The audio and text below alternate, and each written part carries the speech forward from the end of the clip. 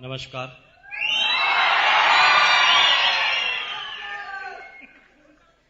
नमस्कार। कैसे हैं आप? मैं पूछ रहा हूं कैसे हैं आप? झकास? बिंदास? Thank you. देखिए, सिर्फ इस पूरे हिंदुस्तान में जो पिछले 33 इयर्स से मैंने अपनी जिंदगी को जिया है, पिछले 6 साल और 4 महीने से आरसीएम बिजनेस को जिया है, ये तो सिर्फ आरसीएम के ही डिस्ट्रीब्यूटर हैं, वही रॉयल्टी अचीवर और टेक्निकल अचीवर है जिनसे पूछा जाता है कैसे हैं आप, तो बोलते हैं झकास, बिंदास, मजा आ रहा है, फाइन। लेकिन इस हॉल के बाहर चले जाइए, किसी भी आदमी को अचानक रोककर बोलना, इस कोल्हापुर में नहीं, हिंदुस्तान के एक एक स्टेट के रहने वाले एक एक व्यक्ति से 98% आदमियों से पूछना कि क्या हाल चाल है, तो इसका सही जवाब उसके पास नहीं है। जब उसे कहा जाता है कि क्या हाल चाल है, तो वो सिर्फ ऐसे हाथ हिलाता है, वो ही नहीं बोलता कि मजा आ रहा है। सुना आपने कभी? कोई नहीं बोलता मजा आ रहा है। ठीक है, चल रहा है, कोई कहता गुजर रहा है, कोई कहता कट रही है, कोई ये नहीं बोलता मजा आ रहा है ना? देश का प्रधानमंत्री भी नहीं बोलता मजा आ रहा है, राष्ट्रपति भी बोलता नहीं मजा आ रहा है, सारे जितने भी मिनिस्टर हैं किसी ने भी नहीं बोला मजा आ रहा है, कलेक्टर भी नहीं बोलता मजा आ रहा है, एसपी भी बोलता नहीं है मजा आ रहा है, और चपरासी भी नहीं बोलता मजा आ रहा है, क्लर्क भी नहीं बोलता मजा आ रहा है, टीचर भी नहीं बोलता मजा आ रहा है, डॉक्टर, इंजीनियर, चार्टर्ड भी बोलता है मजा नहीं आ रहा, और इस हिंदुस्तान के किसानों को भी मजा नहीं आ रहा। लेकिन आरसीएम के डिस्ट्रीब्यूटर से पूछते हैं क्या हाल चाल है? आप गौर नहीं कर रहे हैं इस बात पर, ऐसा क्यों है? किसी से भी पूछ ले, राह चलते हुए किसी भी आदमी से पूछ ले कि क्या हाल चाल है, वो सही जवाब नहीं देगा। और यहां पर भी जो लोग जवाब नहीं दे रहे हैं, तो आप शकल देख लेना, वो आरसीएम के डिस्ट्रीब्यूटर नहीं होंगे।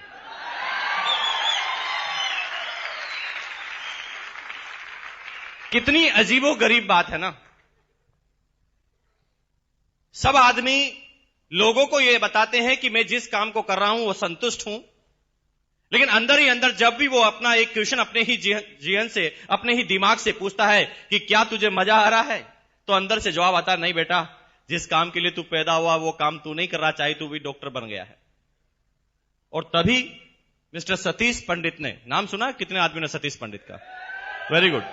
मिस्टर सतीश पंडित जो एक जनक, एक अवतार इस बिजनेस में हुए, उन्होंने जब टेक्निकल पर वो पहुंचे थे, वो मेरी ग्रेट डाउनलाइन में से एक थे, और जब वो टेक्निकल पर पहुंचे थे तो उन्होंने मुझे एक कविता लिखकर, शिमला के अंदर हमारी टेक्निकल अचीवर्स की मीट थी, उसके अंदर उन्होंने मुझे वो कविता गिफ्ट दी थी, और उस कविता का शीर्षक था आराम कर, और उसकी चौथी पंक्ति में उन्होंने लिखा था, तू जिसे चाहता उसे चाहता नहीं, इस झूठ से न खुद को परेशान कर, आराम कर। तू जिसे चाहता उसे चाहता नहीं, इस झूठ से न खुद को परेशान कर, आराम कर। कहने का मतलब क्या है? यानी हम बाहर लोगों को यह बता रहे हैं कि हम सुखी हैं, हम डॉक्टर हैं इसलिए सुखी हैं, हम टीचर हैं, हम गवर्नमेंट सर्वेंट हैं इसलिए सुखी हैं, हम इंजीनियर, चार्टर्ड या कलेक्टर हैं इसलिए सुखी हैं। लेकिन अंदर ही अंदर वो हर इंसान जानता है कि जिस काम के लिए वो पैदा हुआ है वो काम वो नहीं कर रहा है। कोई भी आदमी किसी भी एक व्यक्ति में, किसी भी एक काम में संतुष्ट नहीं है। कलेक्टर भी संतुष्ट नहीं है, इस देश का प्रधानमंत्री भी संतुष्ट नहीं है, आम नागरिक भी संतुष्ट नहीं है, किसान भी संतुष्ट नहीं है, इंजीनियर, डॉक्टर, चार्टर्ड, टीचर, कोई भी एक वर्ग ऐसा नहीं है जो संतुष्ट हो। और हर वर्ग को ऐसा लगता है कि सामने वाला आदमी मेरे से ठीक है।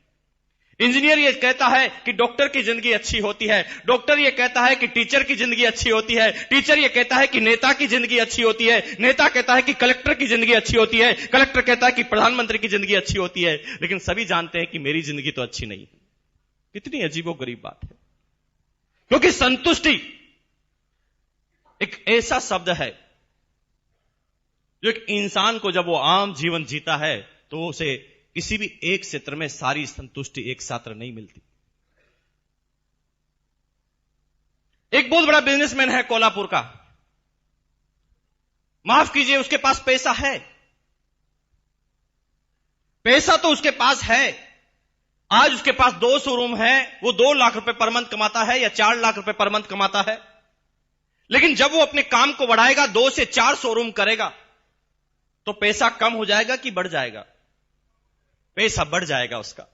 ज्यादा काम करेगा, पैसा उसके पास बढ़ जाएगा। लेकिन दोस्तों, मेरी बात का जवाब देना, क्या पैसा बढ़ जाएगा तो टाइम भी उसके साथ बढ़ जाएगा?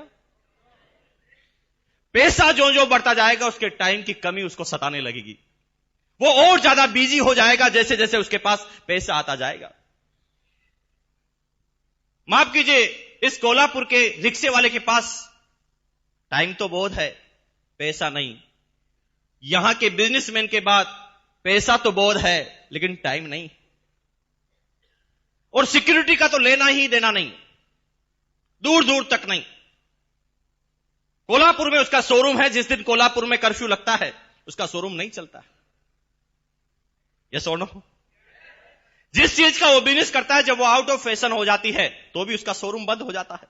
जिस दिन उसका मैनेजर और कर्मचारी हड़ताल कर देते हैं तो भी उसका शोरूम बंद हो जाता है।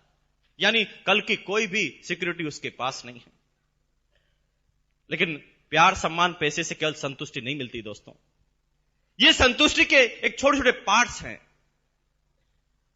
अगर ये सारी चीजों को एक साथ मिलाया जाए, प्यार, सम्मान, इज्जत, दौलत, शोहरत, सर्कल और सिक्योरिटी, तो कहीं जाकर बनती है संतुष्टि। और ये सारी चीजें दुनिया के किसी भी फील्ड में एक जगह पर नहीं मिलती सिवाय आरसीएम बिजनेस के।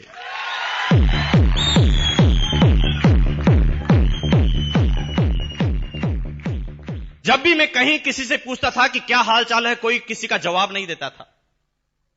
लेकिन आज ये लड़का जो आपके सामने खड़ा है, 244 रुपए से इस बिजनेस से सफर चालू किया था और आज 15.5 लाख रुपए से भी ज्यादा की इनकम इस बिजनेस से मेरे पास पर मंथ की आती है। लेकिन बात पैसों की नहीं है। मैं जानता हूं पैसा तो कोल्हापुर के कितने ही सेठ हैं जो मेरे से ज्यादा कमाते हैं।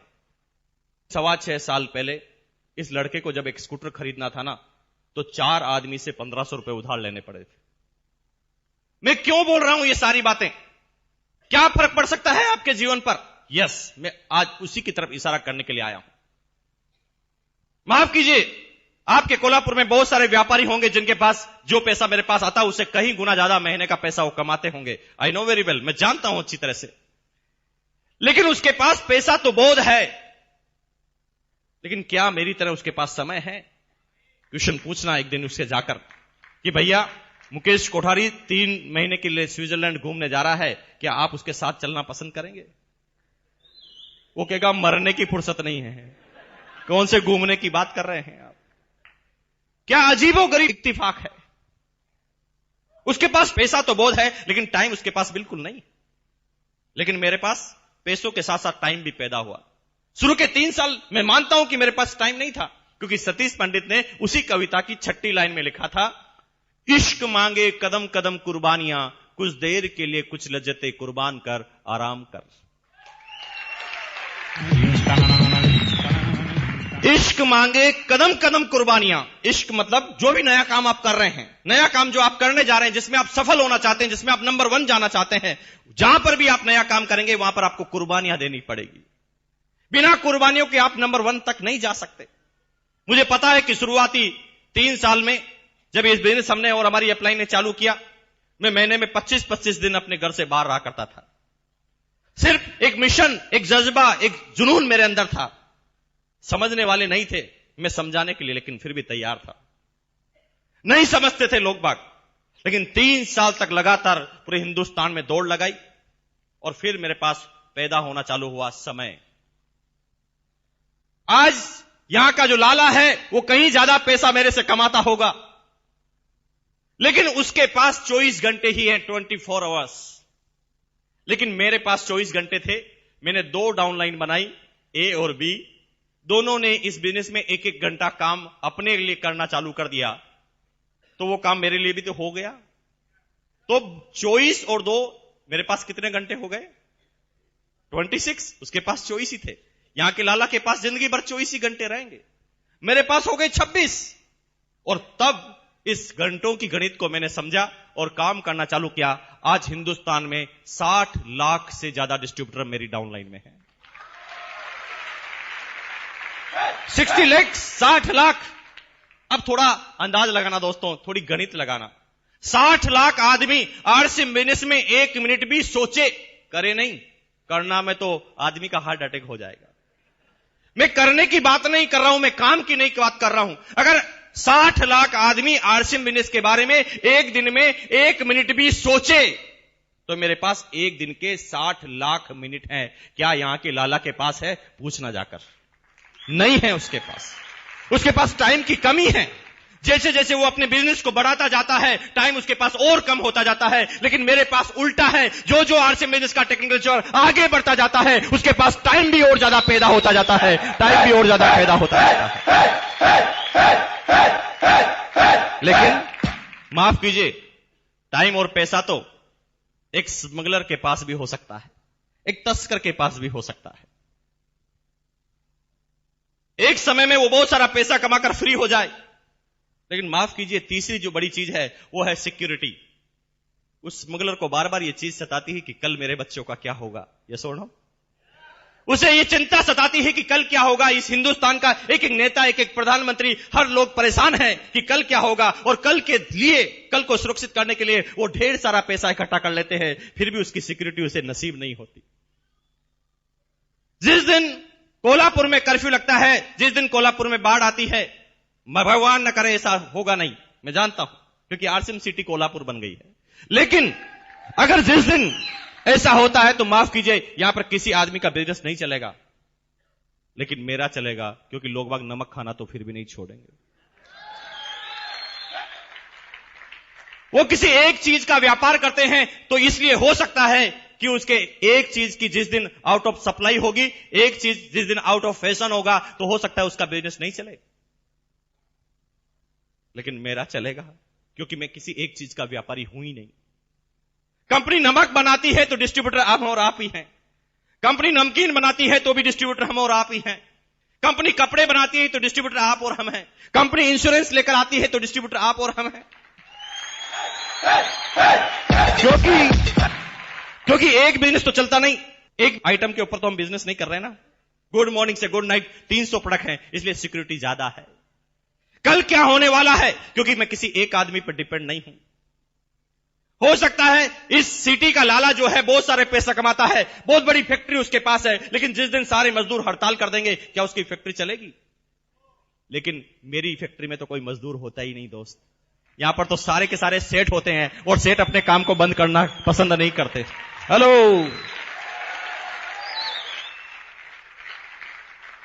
टाइम हो गया, पैसा हो गया, सिक्योरिटी हो गया, लेकिन टाइम, पैसे और सिक्योरिटी से क्या संतुष्टि मिल जाएगी? ना, नहीं मिल सकती। टाइम, पैसा और सिक्योरिटी के बाद अगर संतुष्टि मिलती तो टाटा बिरला को संतुष्ट हो जाना चाहिए, बिल गेट्स को भी संतुष्ट हो जाना चाहिए ना। नहीं है वो संतुष्ट, क्योंकि उसके बाद सबसे बड़ी भूख होती है, वो होती सम्मान की। मैं क्वेश्चन आपसे पूछता हूं, आप इस बिजनेस में आएंगे पैसों के लिए? यस और नो? पैसों के लिए इस बिजनेस में आएंगे। एक दिन ऐसा होगा कि आपके पास बहुत बड़ा पैसा आ जाएगा। एक दिन आपके सारे अकाउंट, आपके सारे लॉकर ज्वेलरी से और पैसों से भर जाएंगे। आपकी शादी हो जाएगी, आपके बच्चे भी अच्छे एजुकेशन लेने लगेंगे, आपके पास एक लग्जरी कार भी आ जाएगी, एक बहुत बड़ा बंगला भी, एक बहुत बड़ा मकान, एक बहुत बड़ा महल भी आप खड़ा कर लेंगे। और उसके बाद फिर क्या करेंगे? क्या सोचा है आपने? फिर यहां पर टाई फिश हो जाता है। तो फिर ये सारी चीज तो आज भी है ना टाटा बिरला के पास, तो फिर वो संतुष्ट क्यों नहीं है? क्योंकि दोस्त, इन सारी चीजों के पास जिस चीज की जरूरत पड़ती है वो होती है सम्मान की, वो होता है इज्जत की। फिर उन आदमियों को यह महसूस होता है कि नहीं, समाज में मेरा नाम होना चाहिए, नंबर 1 पर जाना चाहूंगा, लोग बाग मेरी इज्जत करना चाहिए, मैं जिस भी मोहल्ले से निकलूं लोग बाग ये इशारा करना चाहिए कि वो सेठ जा रहा है। ये सुनो, और इसलिए वो सारे टाटा बिरलाओं ने बहुत पैसा कमाने के बाद भी सब सारी संतुष्टि नहीं मिली, तो उन्होंने अपना पैसा मंदिर और मस्जिद बनाने में खर्च करना चालू कर दिया। बिरला मंदिर बिरला जी को थोड़ी बिठाया मंदिर में, वो तो भगवान का मंदिर था ना, वो तो भगवान का मंदिर था, लेकिन मंदिर का नाम रखा बिरला मंदिर। फिर भी उस बिरला जी को संतुष्टि नहीं मिली। उन्होंने मंदिर पे नाम पर पैसा खर्च करना चालू किया ताकि उनका सम्मान हो, लेकिन केवल सम्मान, अगर टाइम मनी सिक्योरिटी के साथ सम्मान आए ना तो भी संतुष्टि नहीं मिलती दोस्तों। उसके बाद आदमी को चाहिए प्यार, रिलेशंस। आदमी चाहता है कि मेरे पास जब सब कुछ हो तो लोग मेरे से प्यार करें। मान लीजिए आपको मैं चारों चीजें देता हूं, लेकिन सब लोग अगर आपसे नफरत करने लग जाए तो चलेगा? नहीं चलेगा, क्योंकि इंसान को फिर जरूरत होती है इन सारी चीजों के बाद प्यार करे मेरे से लोग बाग। माफ कीजिए, इस कोल्हापुर के लाला के पास ये है क्या? अरे लाला लाखों कमा रहा है इस कोल्हापुर का, फिर भी गालियों पे गालियां खाता जा रहा है। लेकिन क्या है इस बिजनेस में? जो आरसीएम का चेक जब 500 का आता है तो भी लोग वक्त तालियां बजाते हैं, तालियां खींच खींच कर मार रहे हैं 500 के चेक पर।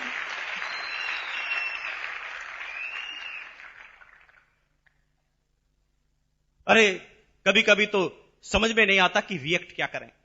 मेरा क्या रिलेशन है इस कोल्हापुर से और यहां पर मैं आया हूं? मेरे खानदान का कोई भी आदमी इस कोल्हापुर में पहले नहीं आया था, और नहीं मेरे पूरे समाज में कोई भी आदमी यहां पर पैदा हुआ था। फिर क्यों करते हैं आप मेरा सम्मान? क्यों देते हैं बुक्के? जब मैं सुबह आता हूं तो मुझे छुपना पड़ता है कि कहीं नजर नहीं पड़ जाए किसी की। लोग बाग प्यार के लिए उतावले रहते हैं, पता चल जाए तो ट्रेन को रोक दे। क्यों भाई इतना इज्जत? किसी नेता की भी तो नहीं करते इतने दिल से इज्जत। क्या रिलेशन है आपका और मेरा? हमारा यहां का रिलेशन है, क्या मिलेगा वहां पर रिलेशन? इज्जत इतनी कि कभी कभी रिएक्ट करना भी मुश्किल हो जाता है। मेरी एज 33 साल की, एक 70 साल का, एक 75 साल का आदमी आता है, समझ में नहीं आता कि क्या करना चाहिए। उस समय आंखों में आंसू भर जाते हैं, रोने की इच्छा नहीं होती। समझ में नहीं आता कि ये आदमी ने जो किया है उसका रिएक्शन मैं क्या करूं।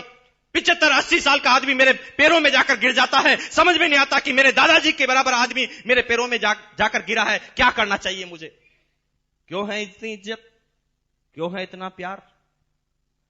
लेकिन दोस्त, इज्जत प्यार भी हो जाए फिर भी संतुष्टि नहीं मिलती, क्योंकि फिर आदमी को चाहिए सर्कल।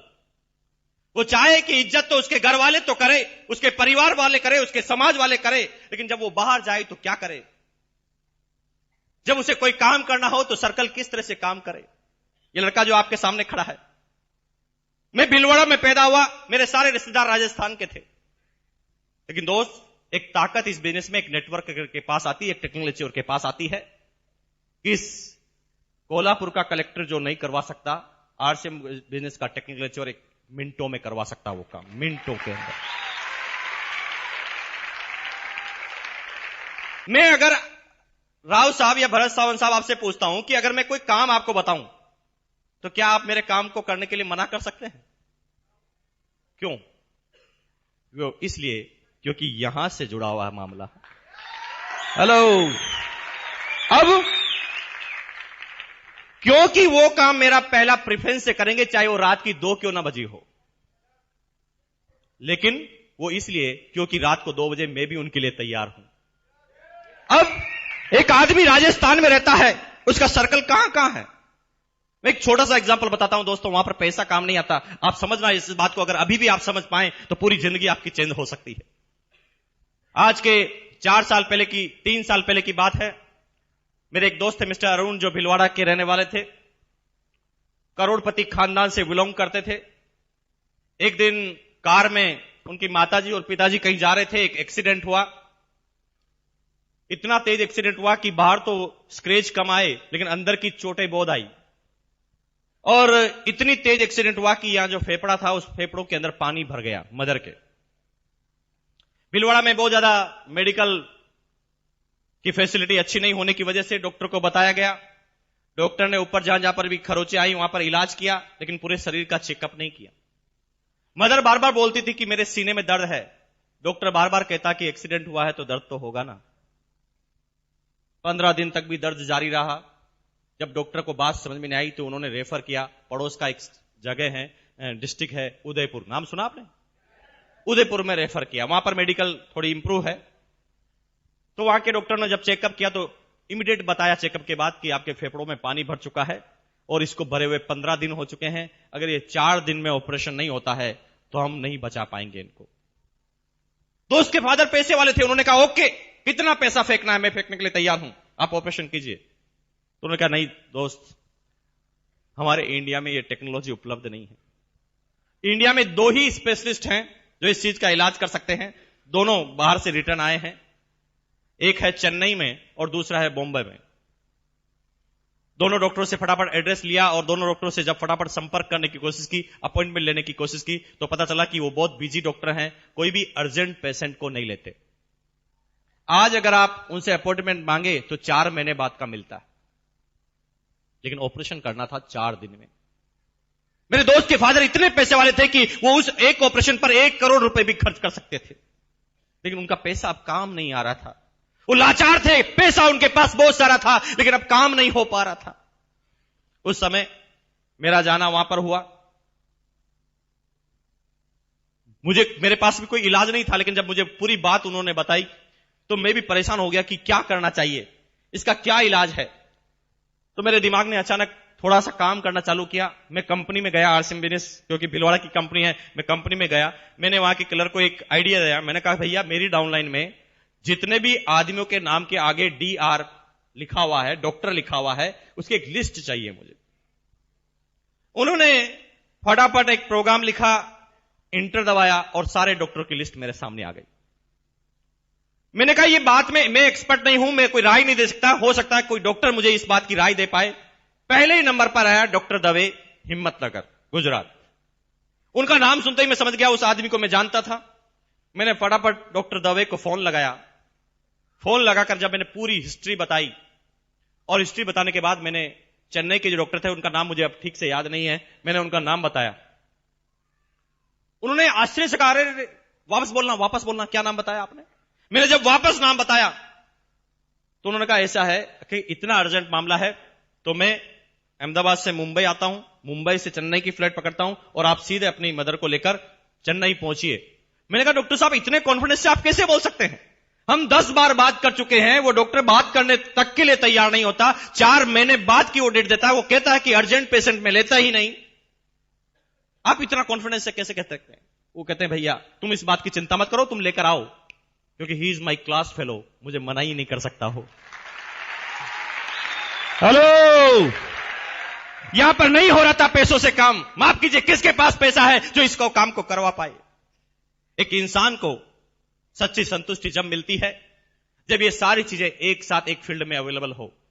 माफ कीजिए, इस दुनिया में तो अभी कोई ऐसा फील्ड पैदा नहीं हुआ जो प्यार, सम्मान, इज्जत, दौलत, शोहरत, सिक्योरिटी और सर्कल सारी चीजें एक साथ ला कर दे। वो सिर्फ मिलती है आरसीएम के टेक्निकल अचीवर को। वो सिर्फ एक व्यक्ति को मिलती है जो आरसीएम के टेक्निकल अचीवर को मिलती है। और इसीलिए जब उसे कहा जाता है कि क्या हाल चाल है आपके, तो कहता जकास, बिंदास, मजा आ रहा है। नहीं बोल पाता एक आम आदमी मजा आ रहा है, लेकिन एक आम आदमी से हटकर एक टेक्निकल अचीवर बनता है जब उसे कहता है कि मजा आ रहा है। मैं आज आपसे क्या बात करूं,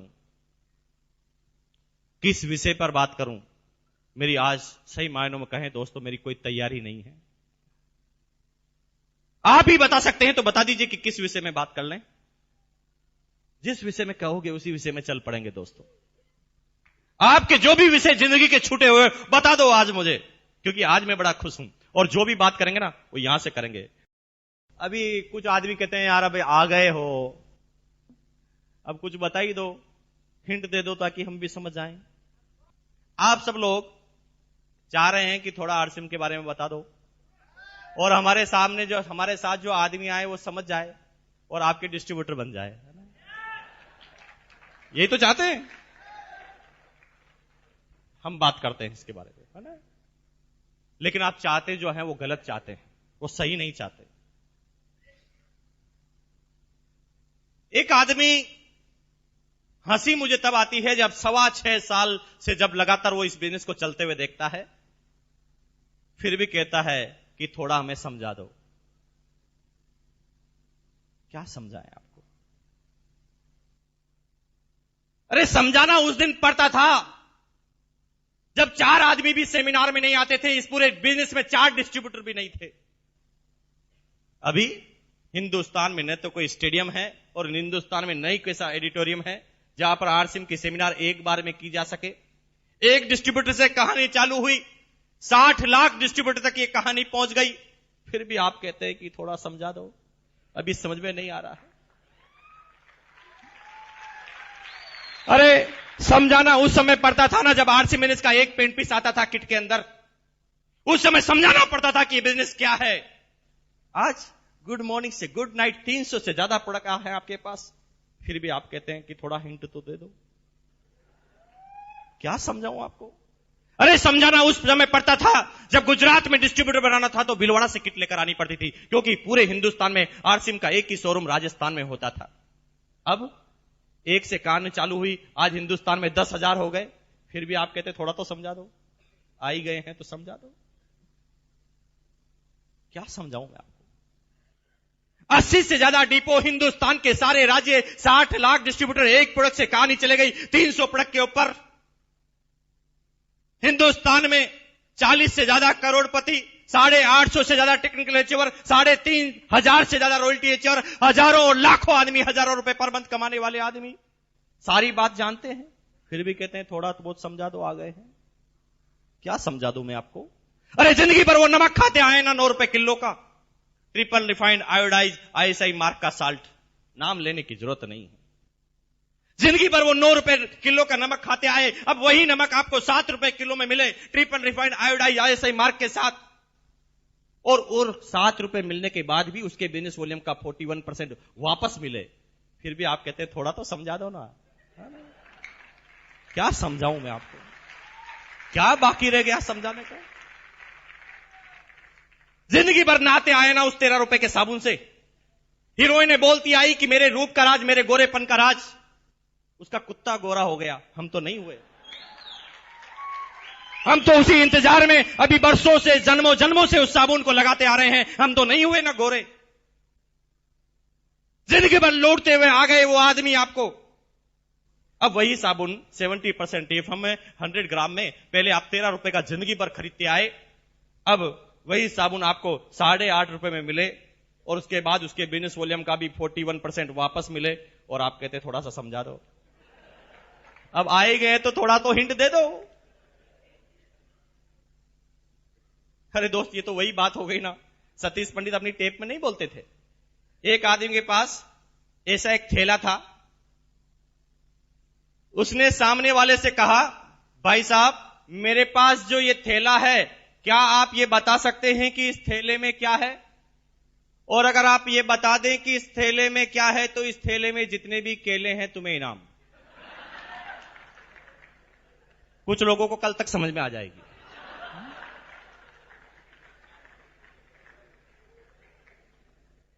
क्या आप बता सकते हैं दोस्त, मेरे पास जो ये थैला है इस थैले में क्या है? और अगर आप ये बता दें कि इस थैले में क्या है तो इस थैले में जितने भी केले हैं तुम्हें इनाम, और अगर तुम ये बता दो कि केले कितने हैं तो 12 के 12 इनाम।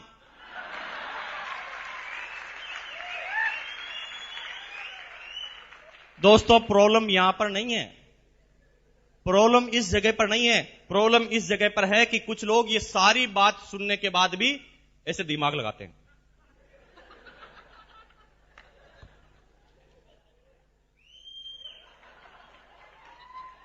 दिमाग लगाकर कहते हैं भैया थोड़ा बहुत समझ में आ रहा लेकिन हिंट दे दो। इसे कहते हैं गई भैंस पानी में। क्या हिंट दे दे आपको? सारी बात बताने के बाद भी कहते हैं आप हिंट दे दो। मेरी बात को अच्छी तरह समझ जाना दोस्तों। अगस्त 2000 में मैंने इस बिजनेस को चालू किया। 2001 में झालावाड़ राजस्थान के एक सेमिनार में मेरी एक टेप रिकॉर्ड की गई। उस टेप का नाम था मेहनत रंग लाई।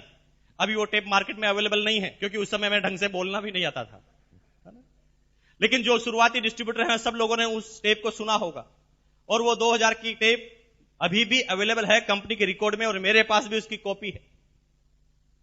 उस टेप में 2001 में जब कंपनी का एक प्रोडक्ट था शूटिंग, उस समय बोला था कि भैया समझ जाओ, हिंट देता हूं तुम्हें, ये बिजनेस कपड़े का नहीं है, गलतफहमी में मत रहना कि कपड़े का बिजनेस है। ये बिजनेस जीवन है, जीवन बनाने का बिजनेस है।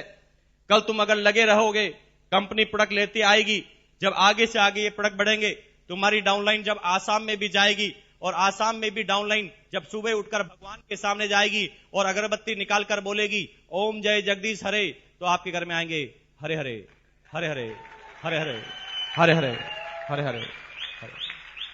लेकिन 2001 में उन साथियों ने इस बात को नहीं सुना, लेकिन जिन जिन ने भी सुना वो सारे के सारे आज रूबी और स्टार रूबी हैं।